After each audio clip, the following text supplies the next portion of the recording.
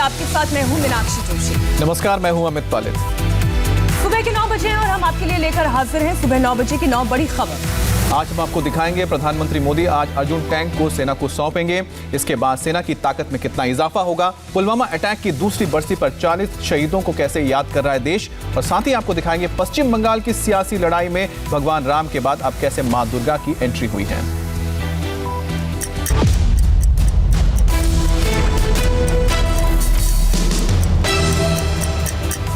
Rescue team Tapovan की सुरंग में उस जगह तक पहुंच गई है जहां कई लोग फंसे हुए हैं। रेस्क्यू टीम को 3 लोगों के शव मिले हैं। टनल के अंदर से 3 शव के मिलने के बाद भी रेस्क्यू ऑपरेशन जारी है। मलबे को तेजी से हटाया जा रहा है।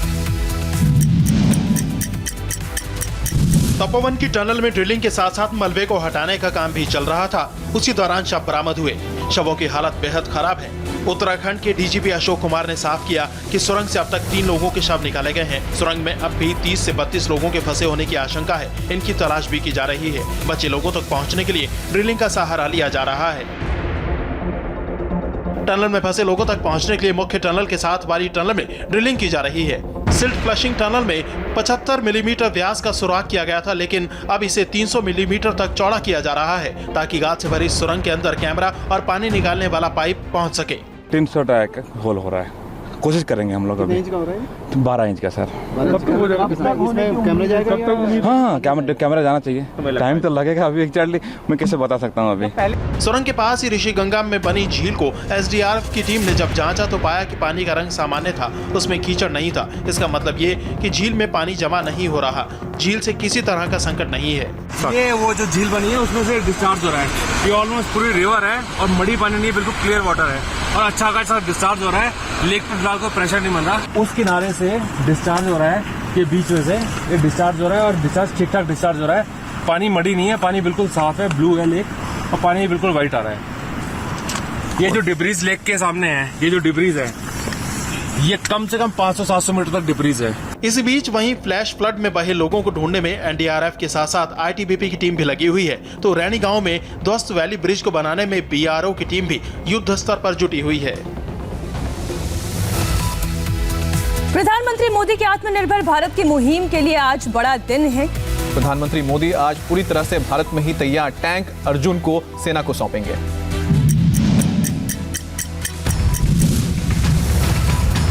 आज प्रधानमंत्री नरेंद्र मोदी चेन्नई में जब देश में बने पूरी तरह से स्वदेशी अर्जुन टैंक को सेना को सौंपेंगे तो रक्षा क्षेत्र में भारत के आत्मनिर्भर होने का एक और सबूत दुनिया के सामने होगा। इससे पहले तेजस फाइटर जेट बनाने पर हिंदुस्तान का पहले ही पूरी दुनिया में डंका बज चुका है। अर्जुन टैंक के शामिल होने से भारतीय सेना की ताकत काफी बढ़ जाएगी। चीन और पाकिस्तान की सरहद पर दुश्मनों के छक्के छुड़ाने के लिए अर्जुन टैंक पूरी तरह से तैयार है। आज प्रधानमंत्री नरेंद्र मोदी अर्जुन टैंक को देश को समर्पित करेंगे। अर्जुन टैंक का उन्नत संस्करण MK1 सेना में शामिल होगा। पीएम मोदी चेन्नई में सेना को अर्जुन टैंक MK1 सौंपेंगे। दुश्मनों का दिल दहला देने वाले अर्जुन टैंक के लेटेस्ट वर्जन की खासियत यह है कि इसका निशाना अचूक है और इसकी जद में आने वाले टारगेट का नेस्तनाबूद होना तय है। प्रधानमंत्री मोदी आज 2 चुनावी राज्यों तमिलनाडु और केरल के दौरे पर रहेंगे और इस दौरान प्रधानमंत्री दोनों राज्यों को कई सौगात भी देने वाले हैं। प्रधानमंत्री मोदी आज तमिलनाडु के साथ साथ केरल के भी दौरे पर होंगे। दोनों राज्यों में अगले कुछ महीनों में चुनाव होने वाले हैं और इन दोनों ही राज्यों में बीजेपी अपनी पैठ बढ़ाने में जुटी है। तमिलनाडु में AIADMK के साथ तो केरल में अपने दम पर बीजेपी मैदान में है। पीएम का आज चेन्नई में बेहद व्यस्त कार्यक्रम है। चेन्नई में पीएम मोदी कई परियोजनाओं का उद्घाटन करेंगे और आधारशिला रखेंगे। 3,770 करोड़ रुपए से तैयार Chennai metro rail phase 1 extension का उद्घाटन करेंगे। चेन्नई बीच और अटीपट्टू के बीच चौथी रेलवे लाइन का उद्घाटन करेंगे। इसके साथ ही सिंगल लाइन रेलवे खंड के विद्युतीकरण का उद्घाटन भी करेंगे। ग्रैंड एनीकट नहर प्रणाली के विस्तार और आधुनिकीकरण की आधारशिला भी रखेंगे। इसके साथ ही IIT मद्रास के डिस्कवरी कैंपस की आधारशिला भी रखेंगे। शनिवार को सिंघुआ टिकरी बॉर्डर से कई किसान नेता राकेश टिकैत से मिलने गाजीपुर बॉर्डर पहुंचे और इस दौरान टिकैत ने सरकार से बातचीत फिर से शुरू करने की अपील की। किसान नेताओं ने राजस्थान, पंजाब, हरियाणा के बाद यूपी में भी टोल फ्री कराने का ऐलान किया है।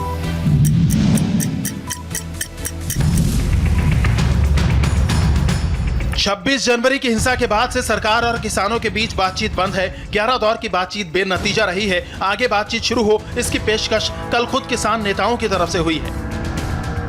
गाजीपुर बॉर्डर में किसान आंदोलन के मुखिया राकेश टिकैत ने बड़ा बयान दिया है। टिकैत ने कहा कि सरकार एक बार फिर बातचीत शुरू करे। किसान नेता बातचीत की टेबल पर फिर से आना चाहते हैं। जो उनकी लाइन पहले थी उसी लाइन से सरकार बात करे। हमारे इशू ये है कि 3 बिल वापसी हो, एमएसपी पे कानून बने, स्वामीनाथन कमेटी की रिपोर्ट लागू हो, आगे कमेटी बन जाएगी, सरकार और किसान बैठ कर बातचीत करता रहेगा। ये मामले पहले से खत्म कर दो और फिर कमेटी बन जाएगी, बात करते रहेगी। कल गाजीपुर बॉर्डर पर आंदोलन कर रहे किसानों के बीच एक खास मेहमान पहुंची। महात्मा गांधी की 87 साल की पोती तारा गांधी भट्टाचार्य ने किसानों का समर्थन किया और कहा कि उनकी मांग जायज है। 2 साल पहले आज ही के दिन पुलवामा में फिदाइन अटैक में सीआरपीएफ के 40 जवान शहीद हो गए थे। आज सीआरपीएफ समेत पूरा देश शहीदों को याद कर रहा है, उनको नमन कर रहा है। 14 फरवरी 2019 को पुलवामा के लेथपोरा इलाके में सीआरपीएफ के काफिले पर आतंकवादियों ने हमला कर दिया था। इस हमले में 40 जवान वीरगति को प्राप्त हुए थे। देश के लिए सर्वोच्च बलिदान देने वाले जांबाजों को आज श्रद्धांजलि दी जा रही है। जिस जगह यह हमला हुआ वहां वॉर मेमोरियल बना दिया गया है। वॉर मेमोरियल की वॉल में सभी 40 शहीदों के नाम दर्ज हैं। यहाँ एक कलश भी रखा गया है जिसमें 40 जवानों के घर से लाई गई मिट्टी रखी गई है। सीआरपीएफ का एक जवान अपने साथी को याद कर रहा है और हम हमेशा उनको याद रखेंगे और ये हमारे जवानों के लिए एक प्रेरणा रहेगी।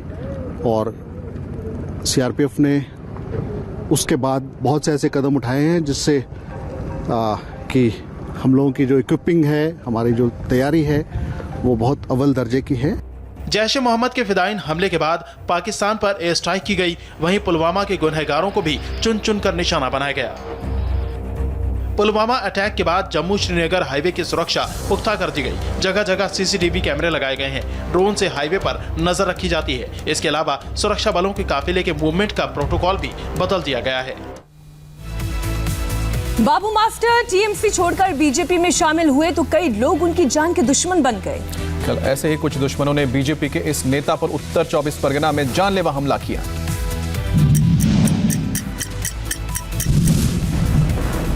ममता बनर्जी की पार्टी से किनारा करके बीजेपी का दामन थामने वाले बाबू मास्टर पर 10 से 12 बदमाशों ने कल जानलेवा हमला कर दिया। हथियारबंद बदमाशों ने पहले बासंती हाईवे पर बाबू मास्टर के काफिले को रोका, उन पर बम बरसाए, गोलियों की बौछार की और फिर भाग गए। इस हमले में बाबू मास्टर बुरी तरह जख्मी हो गए। उनकी कार के परखच्चे उड़ गए। गंभीर हालत में बाबू मास्टर को कोलकाता के अपोलो अस्पताल में भर्ती कराया गया। खून से लथपथ बीजेपी नेता बाबू मास्टर की यह तस्वीर बीजेपी आईटी सेल के मुखिया अमित मालवीय ने ट्वीट कर बंगाल में लॉ एंड ऑर्डर पर सवाल उठाया। पश्चिम बंगाल में राजनीतिक हिंसा टीएमसी का पर्याय बन गई है। बीजेपी नेता श्री फिरोज कमाल गाजी बाबू मास्टर पर टीएमसी के गुंडों ने हमला किया, लेकिन ममता बनर्जी जो बंगाल की गृह मंत्री भी हैं, हर दूसरी घटना की तरह इस पर भी चुप्पी साधे हुए हैं। बीजेपी नेता शुभेंदु अधिकारी भी बाबू मास्टर का हालचाल लेने अस्पताल पहुंचे। शाम को अस्पताल में अपने दोस्त बाबू मास्टर से मिला। उन पर टीएमसी के आपराधिक तत्वों ने निर्दयतापूर्वक हमला किया। पश्चिम बंगाल की सियासी लड़ाई भगवान राम के बाद अब मां दुर्गा पर आ गई है। इस लड़ाई में ममता बनर्जी के भतीजे अभिषेक बनर्जी और बंगाल बीजेपी के अध्यक्ष दिलीप घोष आमने सामने हैं। जैसे जैसे पश्चिम बंगाल में विधानसभा चुनाव नजदीक आ रहा है, टीएमसी बनाम बीजेपी की लड़ाई तेज होती जा रही है। दिलीप घोष के श्रीराम और मां दुर्गा पर दिए गए ताजा बयान ने नया बखेड़ा खड़ा कर दिया है, जिसे ममता बनर्जी के भतीजे और टीएमसी सांसद ने बंगाल की महिलाओं के अपमान से जोड़ दिया। सबसे पहले आपको दिलीप घोष का वो बयान बताते हैं जिस पर टीएमसी ने बखेड़ा खड़ा कर दिया है। दिलीप घोष ने एक इंटरव्यू में कहा, राम के 14 पूर्वजों को तो हम सभी जानते हैं, लेकिन मां दुर्गा के 14 पूर्वजों के बारे में कोई जानता है क्या? भगवान राम और देवी दुर्गा की तुलना नहीं की जा सकती। मां दुर्गा भगवान की आराध्या थी। रावण का वध करने के लिए भगवान राम ने मां दुर्गा की पूजा की। उन्हीं के आशीर्वाद से रावण का वध हुआ। दिलीप घोष के इस बयान पर टीएमसी भड़क गई। ममता के भतीजे और टीएमसी सांसद अभिषेक बनर्जी ने दिलीप घोष के बयान को बंगाल और महिलाओं के अपमान से जोड़ दिया।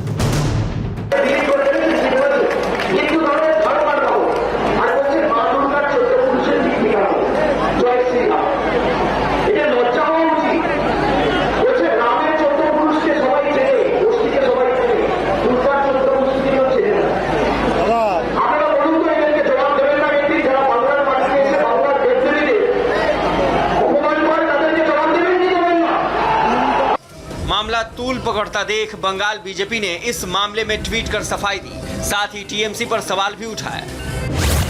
टीएमसी वो पार्टी है जिसने मुस्लिमों को खुश करने के लिए बंगालियों को दुर्गा विसर्जन करने से रोका। उसे अचानक मां दुर्गा की याद कैसे आ गई? टीएमसी गलत जानकारी देना बंद करे। ममता बनर्जी जिस तरह जय श्री राम के नारे से पिछले कुछ दिनों से चिढ़ रही हैं और उनकी पार्टी जिस तरह से मां दुर्गा को बंगालियों की अस्मिता से जोड़ रही हैं, उससे लगता है कि आने वाले दिनों में बंगाल की सियासत में राम बनाम देवी दुर्गा की जंग तेज होगी।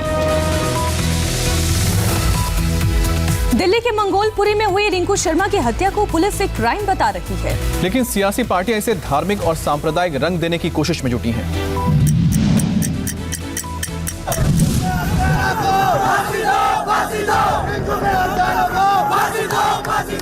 दिल्ली के मंगोलपुरी इलाके में इन दिनों इसी तरह की मांग उठ रही है। रिंकू शर्मा की मौत के बाद मंगोलपुरी इलाका धर्म के नाम पर सियासत करने वालों के लिए नया अखाड़ा बन गया है। वारदात के बाद से पूरे इलाके में भारी संख्या में पुलिस बल तैनात है, लेकिन सियासत है कि थमती नजर नहीं आ रही। दिन तो दिन, रात में भी मशाल के साथ प्रदर्शन और नारेबाजी हो रही है। दिल्ली के मंगोलपुरी इलाके में हुई रिंकू शर्मा की हत्या के विरोध में इस वक्त भाजपा युवा मोर्चा के कार्यकर्ता मशाल जुलूस लेकर निकले हुए हैं। तस्वीरों में आप देख सकते हैं कि भारी तादाद में यहाँ पर लोग निकले हुए हैं मशाल जुलूस लेकर। रिंकू शर्मा की हत्या पर जिस तरह के सवाल उठे हैं और जिस तरह से इस पर सियासत हो रही है, उसके बाद इस केस को दिल्ली पुलिस की क्राइम ब्रांच को सौंप दिया गया है, लेकिन घटना पर राजनीति बढ़ती ही जा रही है। रिंकू को इंसाफ दिलाने के नाम पर जुलूस निकाले जा रहे हैं। रिंकू आप अकेले नहीं थे, रिंकू का परिवार अकेला नहीं है, हर हिंदू समाज आपके साथ खड़ा है। रिंकू शर्मा मर्डर केस में इस वक्त 3 थ्योरी चल रही है। पहली, राम मंदिर के चंदा जुटाने और जय श्री राम के नारे लगाने से नाराजगी में रिंकू शर्मा की हत्या की गई। दिल्ली पुलिस कहती है कि बर्थडे पार्टी के दौरान हुए झगड़े में रिंकू की हत्या की गई। और तीसरी थ्योरी में होटल बिजनेस बंद होने पर विवाद को हत्या का कारण बताया जा रहा है। मध्य प्रदेश के बैतूल में दूसरे दिन भी कांग्रेस कार्यकर्ता कंगना रनौत की फिल्म धाकड़ गर्ल की शूटिंग रोकने के लिए पहुंचे। ट्रैक्टर लेकर पहुंचे कांग्रेस कार्यकर्ताओं को रोकने के लिए पुलिस को लाठीचार्ज तक करना पड़ा।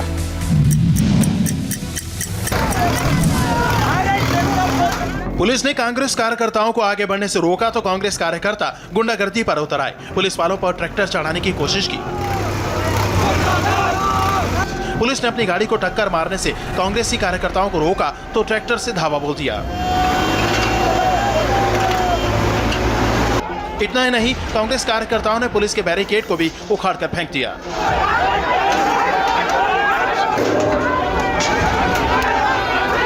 कांग्रेस कार्यकर्ताओं के हंगामे की ये तस्वीरें मध्य प्रदेश के बैतूल से आई हैं। शनिवार को सारनी में कांग्रेस कार्यकर्ताओं ने लगातार दूसरे दिन कंगना रनौत के खिलाफ प्रदर्शन किया।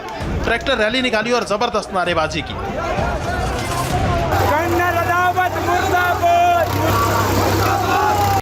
कंगना रनौत बैतूल में अपनी आने वाली फिल्म धाकड़ गर्ल की शूटिंग कर रही हैं। कांग्रेस कार्यकर्ता कंगना की फिल्म की शूटिंग रोकने पहुंचे थे। जब कांग्रेस कार्यकर्ताओं ने पुलिस की बात नहीं मानी तो मजबूरन लाठीचार्ज करना पड़ा। अभी फिलहाल वक्त एक छोटे से ब्रेक का है, लेकिन ब्रेक पर जाने से पहले आपको बता दें, इंडिया टीवी पर आज आपके लिए क्या है खास।